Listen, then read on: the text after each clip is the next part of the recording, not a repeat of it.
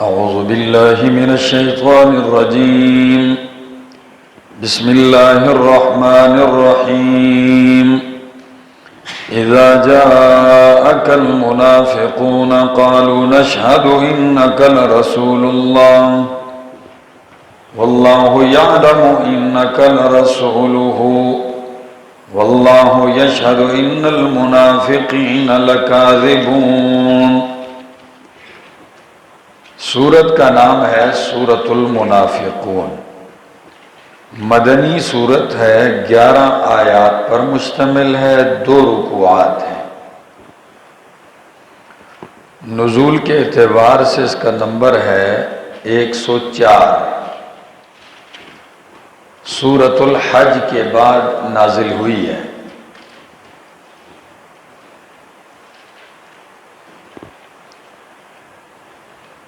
ما سبقہ صورت کے ساتھ ربط اور جوڑ یہ ہے کہ گزشتہ کئی صورتوں سے یہ مضمون چل رہا تھا اور یہ جائے گا سورۃ تحریم تک. ان میں ترغیب الی الانفاق اور ترغیب الی الجہاد، ان 2 مضامین کو لے کے یہ چلتا ہے یہ سلسلہ صورتوں کا. تو سورۃ جمعہ کے اندر ترغیب الی الانفاق کا بیان اور اتباع النبی صلی اللہ علیہ وسلم کا بیان تھا. اس سورۃ المنافقون میں ان لوگوں کے لیے زجر ہے جو اہل اور مستحقین پر مال خرچ نہیں کرتے.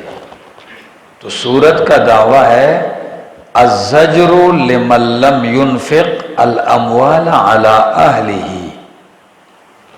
والترغیب الی الانفاق. ان لوگوں کے لیے ڈانٹ ہے، جھڑک ہے جو اہل کے اوپر مال نہیں خرچ کرتے، اور ترغیب ہے اللہ کے راستے میں مال خرچ کرنے کی طرف. ٹھیک ہے. اذا جاءک المنافقون، جب آئے آپ کے پاس، آتے ہیں آپ کے پاس منافق، قالوا تو کہتے ہیں نشہد انک لرسول اللہ، ہم گواہی دیتے ہیں کہ بے شک البتہ آپ اللہ کے رسول ہیں. واللہ یعلم انک لرسولہ، اور اللہ جانتا ہے کہ بے شک البتہ آپ اس کے رسول ہیں. واللہ یشہد ان المنافقین لکاذبون، اور اللہ گواہی دیتا ہے کہ بے شک منافقین البتہ جھوٹے ہیں. کیا مطلب ہے کہ منافق جب کہتے ہیں کہ آپ اللہ کے رسول ہیں، گواہی دیتے ہیں، فرمایا اللہ بھی گواہی دیتا ہے کہ آپ اللہ کے رسول ہیں. پھر فرمایا اللہ اس بات کی بھی گواہی دیتا ہے کہ یہ منافق جھوٹے ہیں. تو کیا وہ اس بات میں جھوٹے ہیں؟ یہ بات تو ان کی ٹھیک ہے، آپ اللہ کے رسول ہیں. بات سمجھ میں آ رہی ہے سوال؟ جب منافق کہتے ہیں آپ اللہ کے رسول ہیں، تو پھر کیسے کہا کہ بے شک اللہ واللہ یشہد ان المنافقین لکاذبون؟ ایک جواب، بہت سارے جوابات ہیں سمجھانے کے لیے.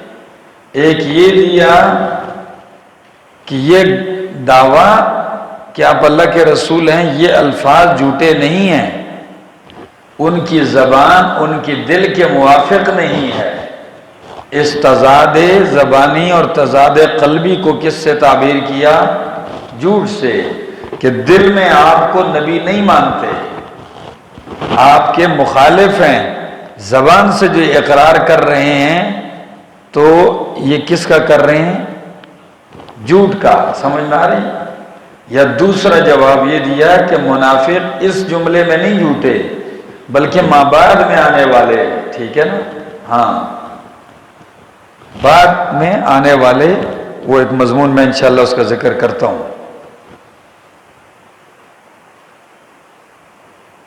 فرمایا واللہ یشہد ان المنافقین لکاذبون اتخذوا ایمانہم جنتاً، بنا لیا انہوں نے اپنی قسموں کو جنتاً ڈھال. ہاں، قسمیں اٹھا اٹھا کے جھوٹ کی آپ کو یقین دلاتے ہیں، انہوں نے اپنی قسموں کو ڈھال بنایا ہوا ہے، بچاؤ کا ذریعہ۔ فصدوا عن سبیل اللہ، پس یہ رک گئے اللہ کے راستے سے۔ انہم ساء ما کانوا یعملون، بے شک بہت ہی برا ہے جو وہ عمل کرتے ہیں۔ ذالک بانہم آمنوا ثم کفروا، یہ اس وجہ سے کہ یہ بظاہر ایمان لے آئے، ثم کفروا، پھر کیا ہو گئے ہیں؟ کافر ہو گئے۔ فطبع علی قلوبہم، پس مہر لگا دی گئی ہے ان کے دلوں پر، فہم لا یفقہون، پس یہ نہیں سمجھتے۔ وَإِذَا رَأَيْتَهُمْ تُعْجِبُكَ أَجْسَامُهُمْ، اگر وَإِذَا رَأَيْتَهُمْ، اور جب تو دیکھے گا ان کو یا دیکھتا ہے تو ان کو، تو تُعْجِبُكَ أَجْسَامُهُمْ، تعجب میں ڈالتے ہیں آپ کو ان کے جسم، بظاہر اتنے لش پش ہو چکے ہیں نا، ٹھیک ہے، جسامت وضع قطع سب ایسی بنائی ہوئی جیسے بندہ سمجھتا ہے کہ بڑا پرہیزگار ہے، یہ سب سے بڑا پکا ہی، ٹھیک ہے جی۔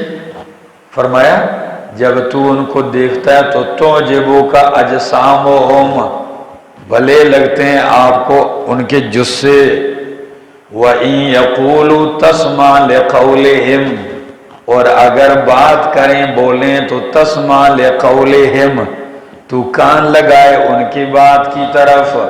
گفتگو میں بھی اتنی چرب زبانی اور اتنی مہارت کہ جب بولنے لگیں تو لوگ کہیں بس ادھر متوجہ ہو جاؤ، سنو اس کو، اتنی تیزی سے بات کرتے ہیں، اس انداز سے گفتگو کرتے ہیں۔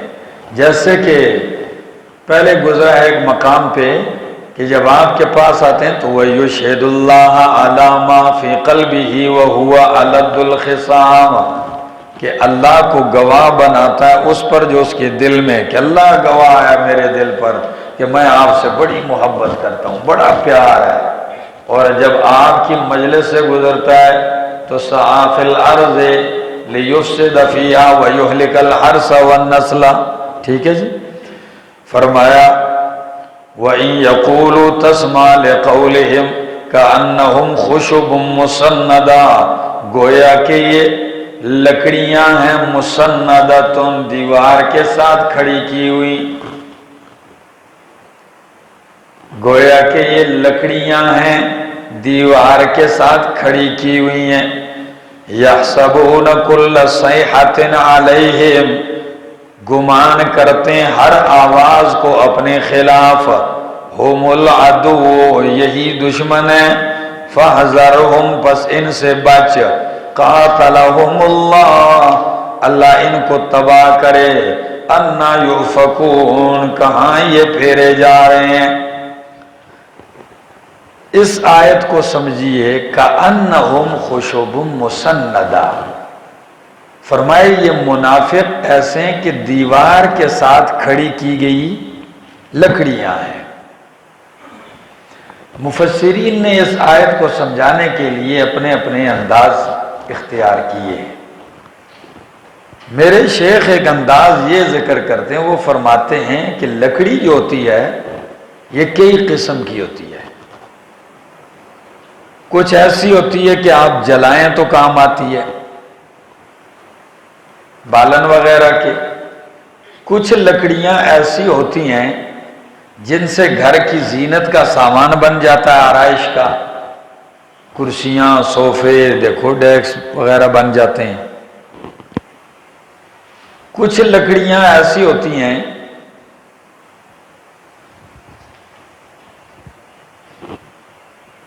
جن کو کہتے ہیں، ہمارے ہاں ان کو میں کہتے ہیں منڈیاں، جو درخت کاٹ لیتے ہیں تو نیچے ایک جڑ اس کی رہ جاتی ہے، پھر جب اس کو مٹی سے نکالتے ہیں تو وہ مٹی سے بھری ہوئی ہوتی ہے، ٹھیک ہے نا۔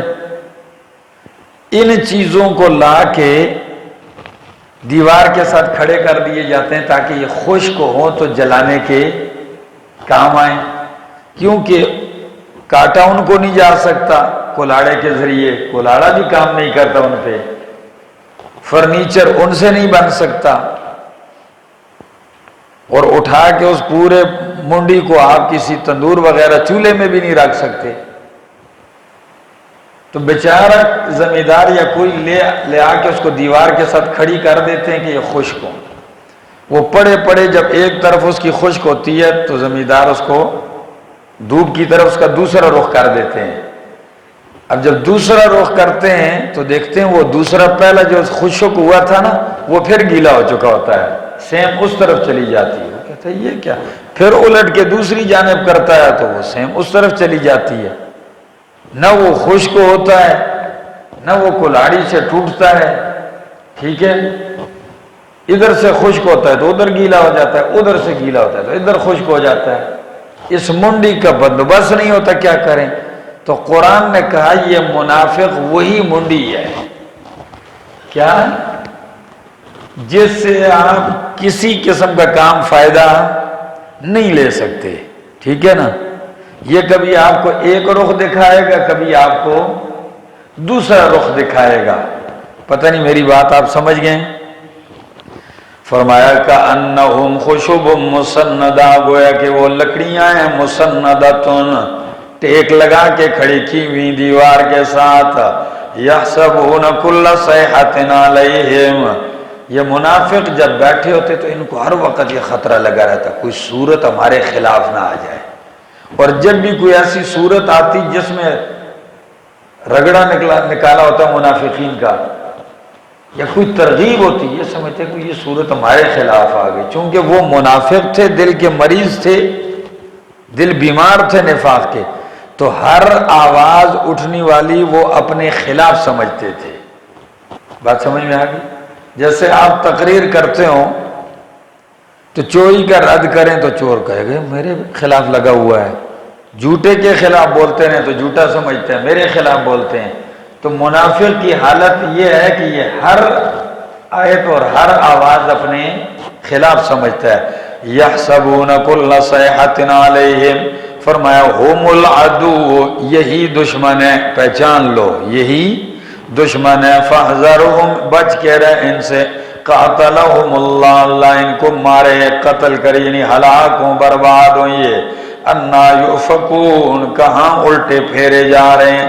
وَإِذَا قِيلَ لَهُمْ تَعَالَوْا يَسْتَغْفِرْ لَكُمْ رَسُولُ اللَّهِ، جب ان سے کہا جاتا ہے آؤ تاکہ بخشش طلب کریں تمہارے لیے اللہ کے رسول، اپنی جگہ کی بات ہے، جب یہ اپنی جگہ ہوتے ہیں ان سے کہا جاتا ہے بھائی آؤ اللہ کے رسول کی مجلس میں جاؤ، آپ کے لیے دعا استغفار کریں، تو چونکہ دل سے تو گندے ہیں تو قرآن کہتا ہے لووا رؤوسہم، حرکت دیتے ہیں اپنے سروں کو، کس کو؟ تو میری طرف ذرا دیکھو، ایک اندازی، آؤ نبی علیہ السلام کے پاس چلتے ہیں، دعا کروا لیتے ہیں، اللہ کے رسول ہیں، دعائیں قبول ہوتی ہیں، استغفار کی دعا کر، آتے ہیں آتے ہیں آتے ہیں، سر بھی ہلا رہے ہیں، یعنی دل سے، ہاں، لووا رؤوسہم، حرکت دیتے ہیں، مٹکاتے ہیں اپنے سروں کو، اور نہ چاہتے ہوئے کہتے ہیں آتے ہیں۔ وَرَأَيْتَهُمْ يَصُدُّونَ، تو دیکھے گا ان کو وہ رکتے ہیں، وَهُمْ مُسْتَكْبِرُونَ، درا حالے کہ وہ کیا کر رہے ہوتے ہیں، ہاں آتے ہیں، ٹھیک ہے نا، بڑے غرور کے ساتھ۔ سَوَاءٌ عَلَيْهِمْ، اب ذرا سن لیجئے، جب انہوں نے یہ ارادہ کیا کہ آؤ استغفار کے لیے پیغمبر بخشش کی دعا کرے تمہاری اور تم سچے دل سے توبہ کرو، جب نہیں آئے تو اللہ نے فرمایا اب برابر ہے ان کے اوپر، استغفرت لہم ام لم تستغفر لہم، برابر ہے ان کے اوپر کہ تو ان کے لیے بخشش کی دعا مانگے، ام لم تستغفر لہم، یا بخشش کی دعا نہ مانگے، لن یغفر اللہ لہم، نہیں ہرگز نہیں معاف کرے گا اللہ ان کو، لن یغفر اللہ لہم، اللہ ان کو معاف، میرا پیغمبر اب آپ ان کے لیے استغفار کریں یا نہ کریں میں نہیں معاف کروں گا، ان اللہ لا یہدی القوم الفاسقین، بے شک اللہ توفیق ہدایت نہیں دیتا قوم فاسقین کو۔ ہم الذین، یہی لوگ ہیں، یقولون، جو کہتے ہیں، لا تنفقوا علی من عند رسول اللہ، نہ خرچ کرو ان لوگوں پہ مال جو رسول اللہ صلی اللہ علیہ وسلم کے پاس ہیں، حتی ینفضوا، یہاں تک کہ وہ ان سے جدا ہو جائیں۔ ان آیات کا پس منظر سمجھ لو بھائیو، یہ غزوہ تقریباً یہ ہجری ہے 5-6 ہجری کی بات ہے۔ نبی علیہ السلام بنو مستلق سے واپس جا رہے ہیں۔ کہاں؟ بنو مستلق، اس کو غزوہ مریسیع بھی کہتے ہیں اور مستلق بھی کہتے ہیں۔ صحابہ کرام آپ کے ساتھ ہیں، مہاجرین بھی اور انصار بھی۔ راستے میں ایک کنواں آتا ہے مریسیع، وہاں ایک مہاجر اور انصار کی آپس میں لڑائی ہو گئی، بس کسی بات میں تکرار ہوا، تو یہ جب لڑ پڑے تو ایک مہاجر نے مہاجرین کو آواز دی اور انصار نے انصاریوں کو آواز دی، تو خیر وہ لڑائی تو ہوئی نہیں، بات رفع دفع ہو گئی، لیکن عبداللہ ابن ابی جو رئیس المنافقین تھا، یہ تو بیچ میں تھا، اس نے اس معاملے کو ٹھنڈا ہونے نہیں دیا اور اتنا ابھارا، اتنا، کہتا ہے انصار کو، تم ہی ہو نا یہ مکہ چھوڑ کے آئے، تم نے مال خرچ کیے، ان پہ گھر دیے، نہیں آئندہ ایک پائی بھی نہ دو، انصار سے کہتا ہے۔ اور جو الفاظ کہے جو لکھے گئے ہیں تو وہ تو میں ذکر ہی نہیں کرتا ہوں کہ ان پہ تم نے خرچ کیا، اب تمہیں ہی کھا رہے ہیں،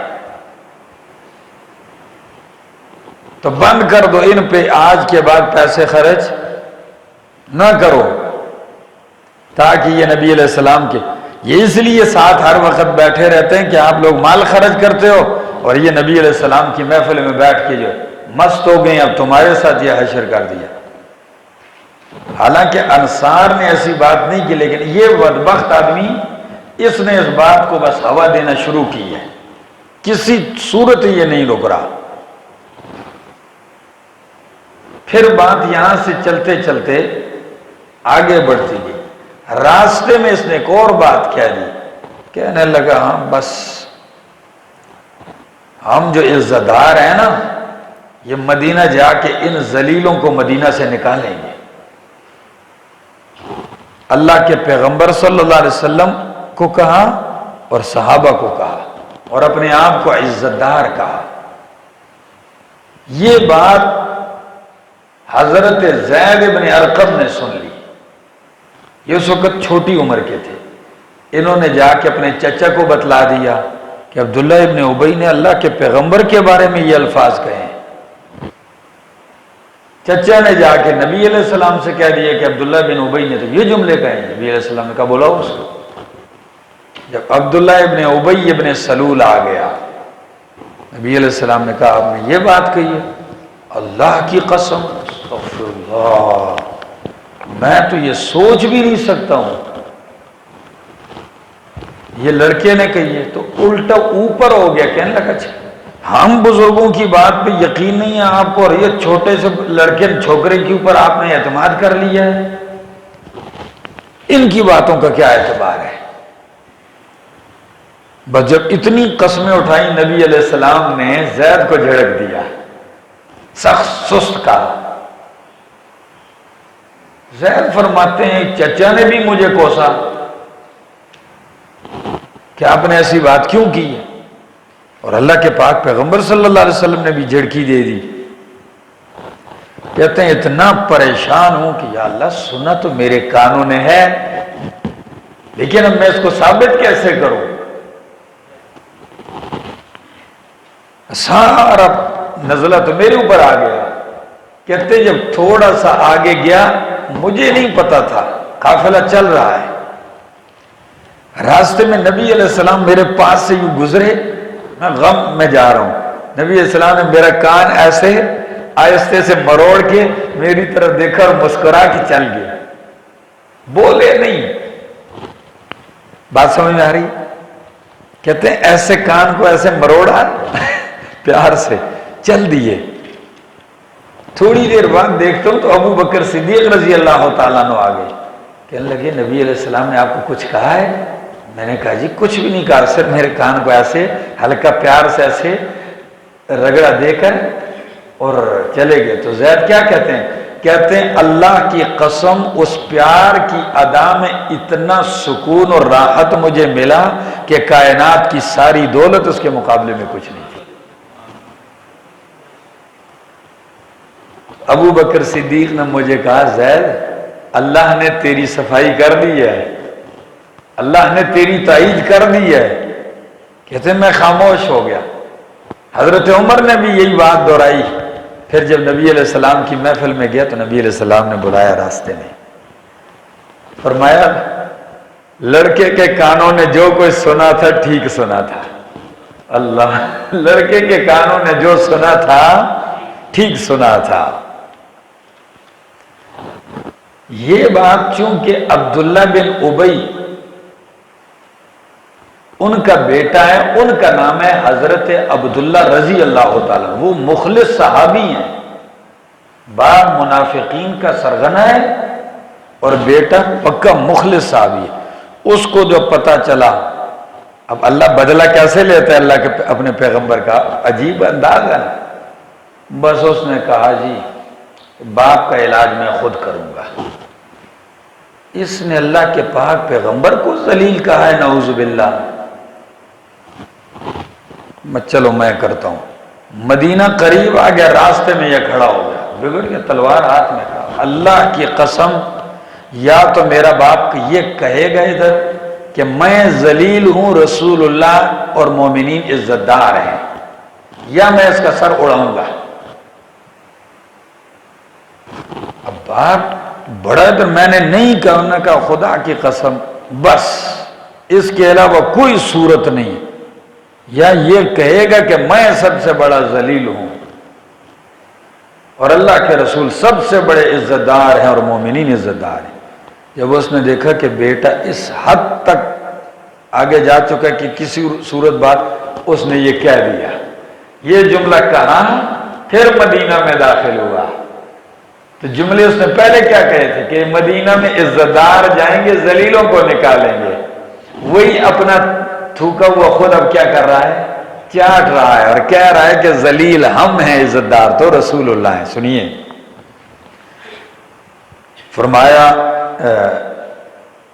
ہم الذین، یہی وہ لوگ ہیں جو کہتے ہیں، یقولون کہتے ہیں، لا تنفقوا علی من عند رسول اللہ، نہ خرچ کرو ان لوگوں پہ مال، علی من ان کے اوپر، عند رسول اللہ جو رسول اللہ کے پاس ہوتے ہیں، ان کی مجلس میں ہوتے ہیں، حتی ینفضوا، یہاں تک کہ وہ منتشر ہو جائیں، چلے جائیں ان سے.